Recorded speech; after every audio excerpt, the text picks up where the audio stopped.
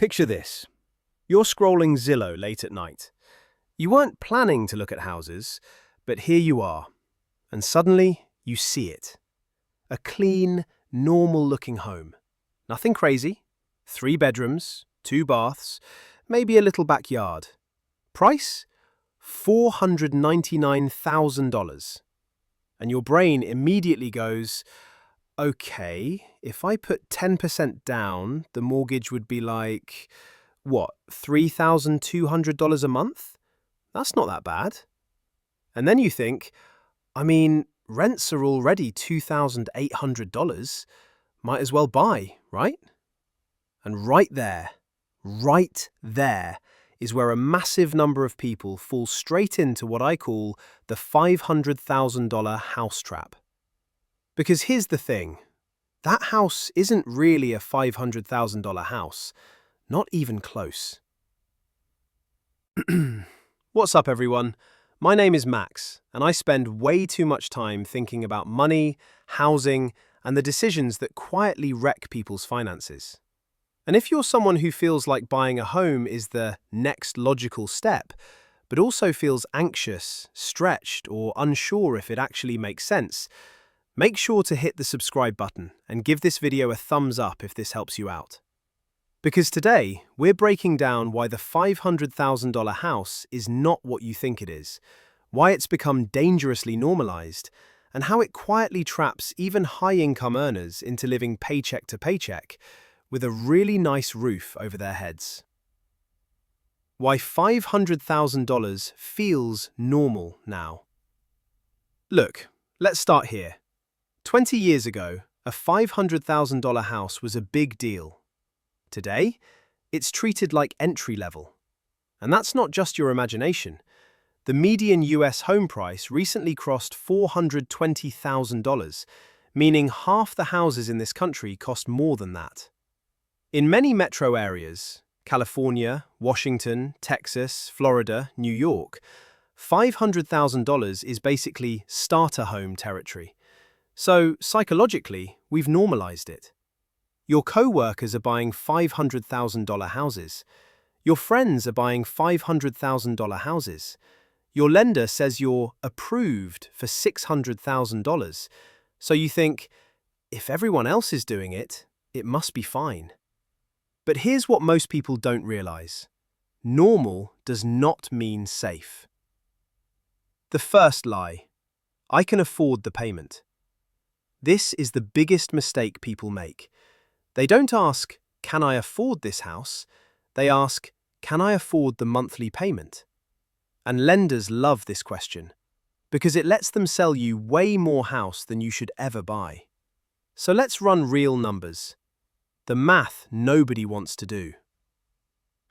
Let's say you buy a $500,000 home.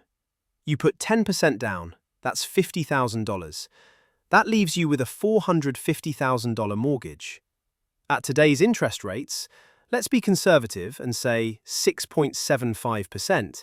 Your principal and interest alone is roughly $2,900 per month. Now add the stuff nobody advertises. Property taxes, approximately $500 per month. Home insurance, approximately $150 per month.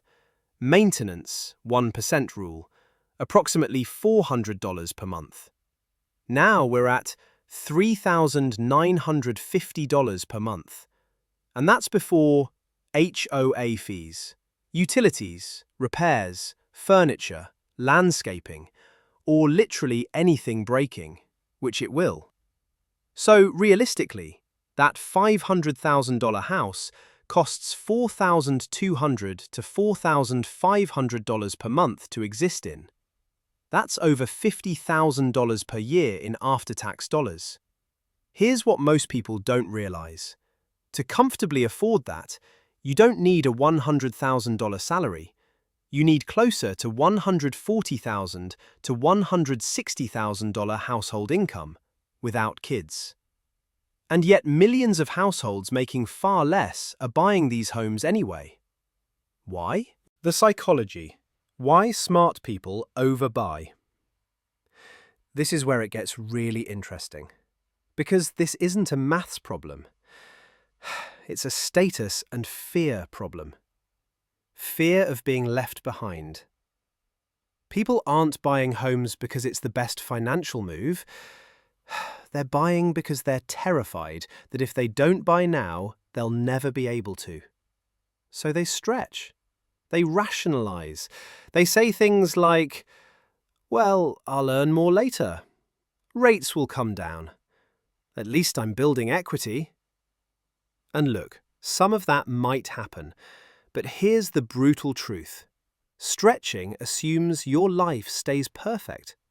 No job loss, no kids, no health issues, no burnout. And real life does not care about your spreadsheet. Social comparison is destroying you. Here's something nobody likes to admit. You're not buying a house for you. You're buying it for your parents, your friends, Instagram Thanksgiving conversations. You want to feel like you're doing well. And a $500,000 house signals that, even if it quietly drains every dollar you earn.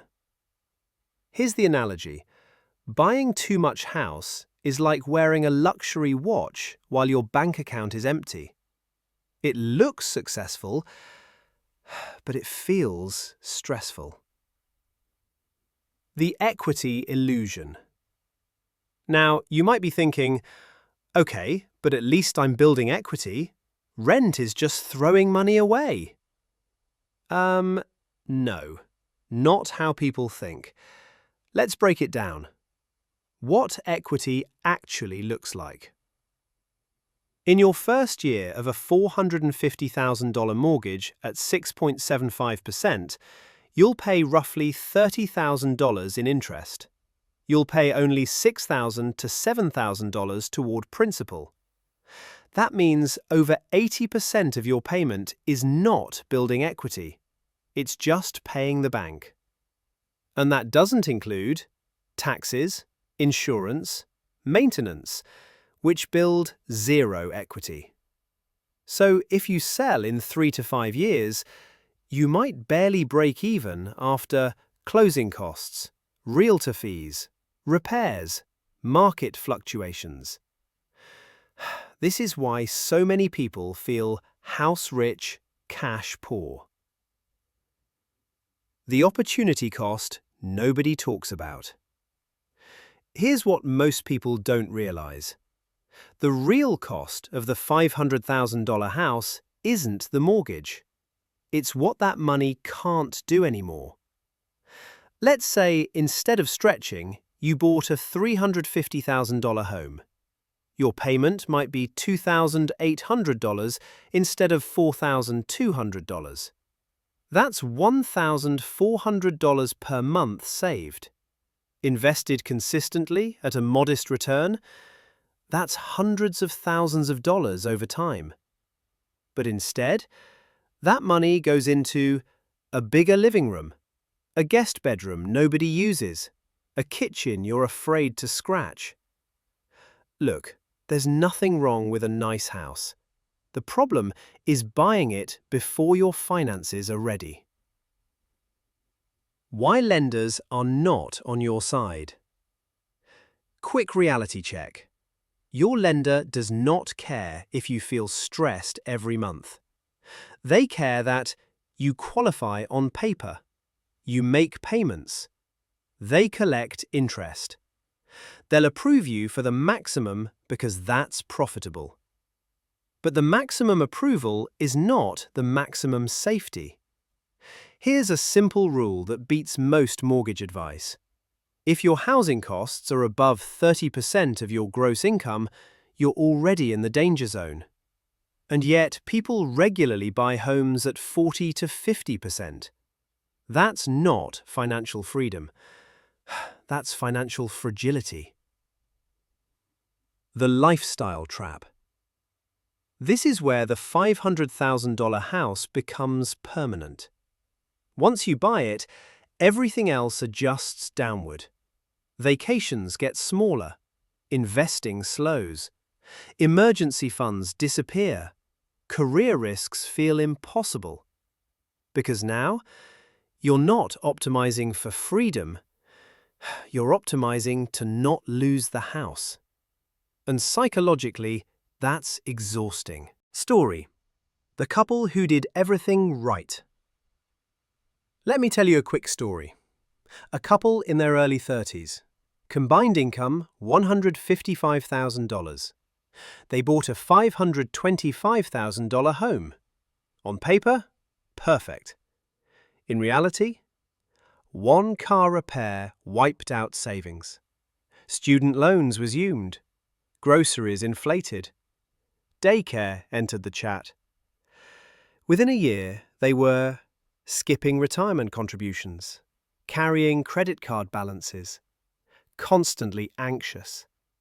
Not because they were irresponsible, because the margin was gone. That's the trap.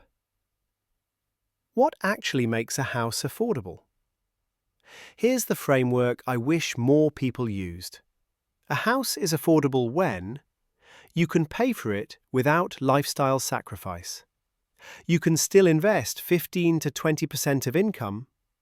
You can survive 6 months unemployed. You don't panic when something breaks. If buying a home removes your flexibility, it's not an asset yet. It's a liability. Actionable steps. Do this before you buy. Run a stress test. Ask, what happens if one income disappears? If the answer is, we're screwed, pause. Cap your purchase price. Ignore what you're approved for. Choose a price where your total housing cost stays under 30%. Delay is not failure. Renting longer while investing aggressively can put you ahead, not behind. Buy less house than you can afford. This creates options. Options create freedom. Final thought. Look, a $500,000 house isn't evil, but buying it too early, or for the wrong reasons, can quietly lock you into a decade of financial stress. The goal isn't to own a house. The goal is to own your time, your energy, your future. And sometimes the smartest move is not falling into the trap everyone else calls success. If this helped you rethink your next move, hit the like button, subscribe for more honest money conversations, and I'll see you in the next one.